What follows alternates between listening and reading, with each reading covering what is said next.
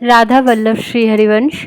तो भांडिर वन में माधुकरी का प्रसाद पाने के बाद अब हम जा रहे हैं भांडिर विहारी जी और वेणु कूप के दर्शन करने। भांडिर वन में एक कूप है जिसका नाम है वेणु कूप। कहा जाता है कि भगवान श्री कृष्ण ने अपनी बंसी से उस कूप को प्रकट किया था, तो इसीलिए उस कुएं का पानी बहुत ही ज्यादा पुण्य माना जाता है। और यहाँ पे एक बहुत ही ज्यादा अद्भुत और खास बात ये भी है कि सोमवती अमावस्या के दिन उस कुएं का जो पानी है वो दूध के पानी में रूपांतरित हो जाता है। और इसी वजह से हर सोमवती अमावस्या को हजारों दर्शनार्थियों की भीड़ लगती है पुण्य स्नान करने के लिए। उस कुएं के आसपास ऐसे जगह बने हुए हैं जहाँ पे माताएं बहनें आके स्नान कर सकती हैं। और वेणु कूप के बारे में एक मान्यता ये भी है कि जिन माताओं को फर्टिलिटी यानी कि गर्भधारण में समस्या है, यानी कि जिनके बच्चे नहीं हो रहे हैं या फिर कोई भी शारीरिक इशू है, वो माताएं यहाँ पे आके इस कुएं के पानी से स्नान करती है, यहाँ पे मन्नत करती है और उसके बाद उनकी समस्या जब सॉल्व हो जाती है वो लोग आके यहाँ पे फिर से पूजन करते हैं। अगर आपके लिए सोमवती अमावस्या के दिन भांडिर वन जाना पॉसिबल नहीं भी होता है, फिर भी आप जब भी भांडिर वन जा सको ठाकुर जी की कृपा से वेणु कूप से थोड़ा सा पानी लेके अपने माथे पे ज़रूर लगाना और भगवान श्री कृष्ण और राधा जी का धन्यवाद करना कि उन्होंने आपको परमिशन दिया वहाँ पे विजिट करने के लिए। भांडिर वन में भांडिर विहारी जी का मंदिर है और यहाँ पे भी आपको राधा और कृष्ण जी का विवाह मंडप दिखाई देगा जहाँ पे ब्रह्मा जी उनका विवाह संपूर्ण करवा रहे हैं।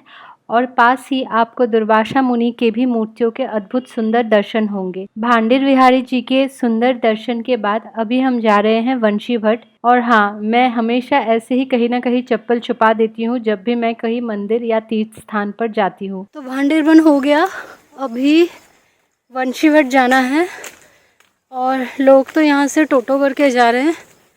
मेरे पास पैसे नहीं है तो मैं चल के जा रही हूँ।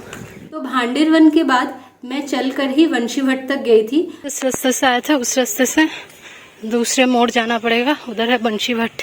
वंशी भट्ट का रास्ता कुछ ज़्यादा दूर तो नहीं था, सिंस मेरी तबीयत कुछ ठीक नहीं थी उसकी वजह से मुझे मुश्किलें आ रही थी। और लास्ट 2-3 दिन बहुत ज़्यादा बारिश होने के कारण ना रास्ता थोड़ा सा ख़राब हो रखा था। लेकिन आपको तो पता ही है जब राधा जी और कृष्ण जी की कृपा हो तो कोई भी मुसीबत, कोई भी असुविधा आपके पथ पर बाधा नहीं क्रिएट कर सकती। यहाँ घरों के बाहर इतने बड़े बड़े कूलर और उनके नीचे इतने बड़े बड़े टब लगे हुए हैं जिसमें पानी है।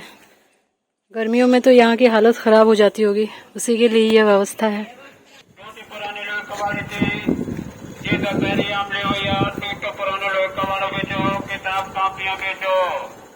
वंशी भट्ट के बारे में बहुत सारी कथाएं हैं कि क्यों इस स्थान का नाम वंशी भट्ट ही पड़ा। कहीं पे कहा जाता है कि यहाँ राधा रानी ने कृष्ण जी का बंसी छुपा दिया था, इसीलिए इस स्थान का नाम वंशी भट्ट है। एक कथा ये भी है कि यहाँ पे जो बहुत बड़ा एक पेड़ है वंशी भट्ट के एकदम बीचों बीच, वहाँ पे कृष्ण जी बैठकर बंसुरी बजाया करते थे और सारी गौएं उनकी बंसी को सुनकर उस पेड़ के नीचे चली आया करती थी, तो इसी वजह से उस स्थान का नाम वंशी भट्ट पड़ा। और एक कथन ये भी है कि यही वो स्थान है जहाँ पे राधा रानी के पास कृष्ण जी अपनी बंसी छोड़कर द्वारिका चले गए थे और इसी कारण से ब्रज में ही केवल कृष्ण जी के हाथ में बंसी दिखती है, द्वारिका में बंसी की सेवा नहीं है, वहाँ पे कृष्ण जी के हाथ में बंसी नहीं होती है। तो रास्ते में चलते चलते जब वंशी भट्ट का पहला गेट मुझे दिखा, मुझे ऐसा लगा कि शायद अभी वंशी भट्ट आ गया है, लेकिन एक्चुअली वो एरिया इतना बड़ा है कि पहले एक गौशाला आई और उसके बाद एक जगह आई जो इतनी ज़्यादा सुंदर थी। मेरी बाई तरफ एक तालाब बोले या उसे बहुत बड़ा कुआं बोले मुझे पता नहीं, जहाँ पे अंदर कछुए खेल रहे थे और वहाँ साइड से ना एक साधु बाबा आ रहे थे।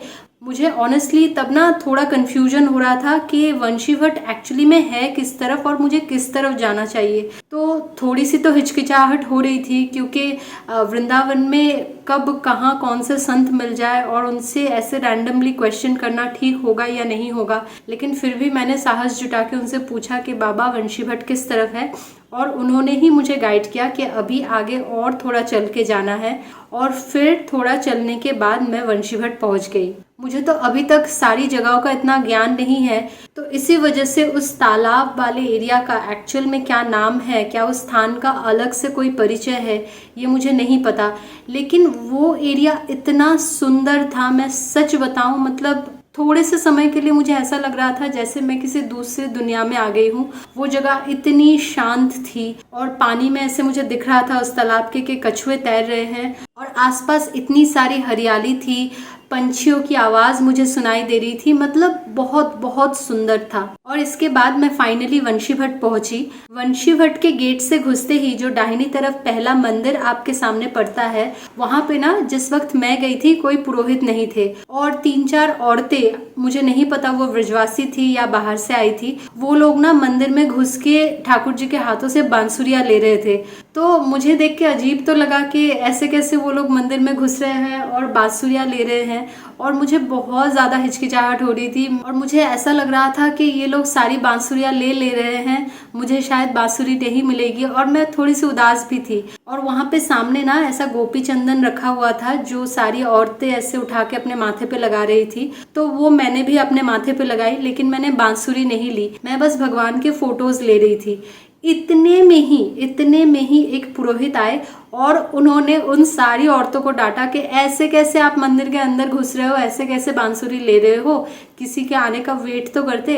तो जैसे ही वो औरतें चली गई, मैं ऐसे चुपचाप खड़ी थी, उन पंडित जी ने खुद से आके ठाकुर जी की जो बांसुरी थी वो मेरे हाथ में थमाई, और मैं क्या बोलूं, मतलब हर क्षण मुझे ठाकुर जी की लीला दिखाई दे रही थी, हर क्षण। वंशीभट के प्रांगण के जो बीचों बीच एक बहुत बड़ा पेड़ है, कहा जाता है कि उसके तने पे अगर आप कान लगा के सुने तो आपको आज भी बांसुरी की आवाज सुनाई देती है। ऑनेस्टली बताओ तो हम जैसे कलयुग वासियों को तो उस जगह पे जाने का मौका मिला है, यही बहुत बड़ी बात है। तो मैंने भी बहुत देर तक ना उस पेड़ के तने पे कान लगाकर सुनने की कोशिश की।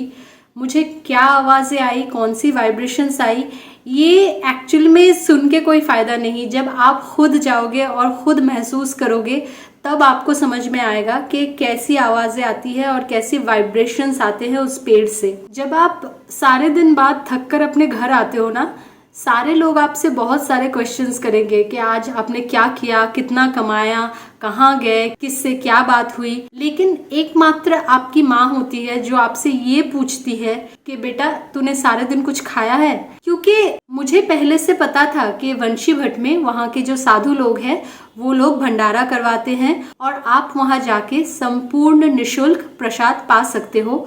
लेकिन जिस समय मैं वंशीभट गई थी, इतनी ज़्यादा थकी हुई थी और उस दिन सुबह से मेरी तबीयत इतनी ज़्यादा ख़राब थी कि मैं उस प्रसाद के बारे में भूल ही गई। और मेरे पहुंचने के विदिन 5 to 10 मिनट्स ना वहाँ पे जो दूसरे विजिटर्स आए हुए थे वो लोग ना ऐसे भंडारे वाली जगह पे ऐसे लाइन लगा के बैठने लगे।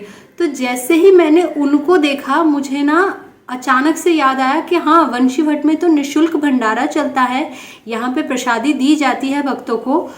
और उस पल का अनुभव मैं आपको बता नहीं सकती, उस पल का अनुभव मैं आपको बता नहीं सकती, क्योंकि मैं इतनी ज़्यादा थकी हुई थी, इतनी ज़्यादा मुझे भूख लग रही थी।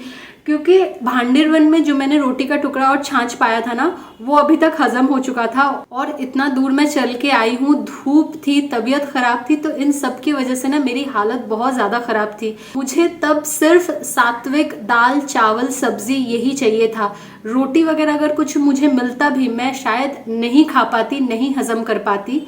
और आश्चर्य की बात, राधा जी की कृपा से तब भंडारे में भी रोटियां ख़त्म हो चुकी थी, because it was quite late. मैं जब तक पहुंची तब तक इतनी देर हो चुकी थी कि रोटियां ख़त्म हो चुकी थी। दाल चावल और जो मेरे बचपन से सबसे फेवरेट सब्जियों में से एक है, जो मुझे अभी मतलब कुछ समय से पता चल रहा है कि वो राधा रानी जी की भी फेवरेट सब्जी है, जिसको हिंदी में अरबी बोलते हैं, हम लोग बंगाली में गीटे कोचू बोलते हैं। उस अरबी की सब्जी, दाल चावल और अरबी की सब्जी ही बची थी और कुछ नहीं बचा था, और मुझे उस वक्त वही चाहिए था। उससे कुछ भी ज़्यादा या कम शायद सही नहीं होता। और वो लोग इतने प्यार से, इतने भक्ति भाव से परोसते हैं ना कि खाने का महत्व आपको और ज़्यादा समझ में आता है। तो मैंने पेट भर के वंशी भट्ट में प्रसादी पाई, राधा जी का धन्यवाद किया मन ही मन। और उसके बाद मैंने देखा कि वहाँ पे ना उस समय बिजली गई हुई थी, इसकी वजह से वो पंप जो होता है वो नहीं चल रहा था, तो पानी की बहुत ज़्यादा दिक्कत थी। तो एक साधु बाबा थे जो बर्तन धो रहे थे, और पता नहीं लोग कैसे हैं, लोग ना उनके सामने से खड़े हुए हैं अपने बर्तन लेके। तो मैंने ना क्या किया, अपना बर्तन लिया और मैं ना वहाँ पास में ही ब्रजरज उठा के ना उसको मांजने लगी। तो देखा देखी दूसरे लोगों ने भी ना उसको मांजना शुरू कर दिया। तो ये देखते हुए ना वो साधु बाबा झट से गए और एक बाल्टी पानी लाके हमें दिया, पता नहीं कहाँ से, और हम सब ने उस बाल्टी के पानी से ही अपने बर्तन धोए, अपने हाथ मुंह धोए। और मैं यही बोलना चाहूँगी कि आप जहाँ भी कहीं जाओ, ऐसा नहीं है कि सिर्फ तीर्थ स्थानों में ही आपको ऐसा करना है, आप कहीं भी जाओ ना, अपने जो झूठे बर्तन हैं वो खुद ही साफ करने की कोशिश करो, क्योंकि यही वो वजह है जिससे हमारे जो कर्म के बंधन है ना वो बढ़ते ही जाते हैं, बढ़ते ही जाते हैं। और जैसे मैंने पहले ही कहा कि मैं एक भी मोड़ को अच्छे से प्रॉपरली कैप्चर नहीं कर पाई। वंशी भट्ट में भी मुझे बहुत ही सुंदर मोर के दर्शन हुए, लेकिन वो ऐसी जगह पे ऐसी तरीके से छुप के बैठे थे कि मैं उन्हें प्रॉपरली कैप्चर ही नहीं कर पा रही थी।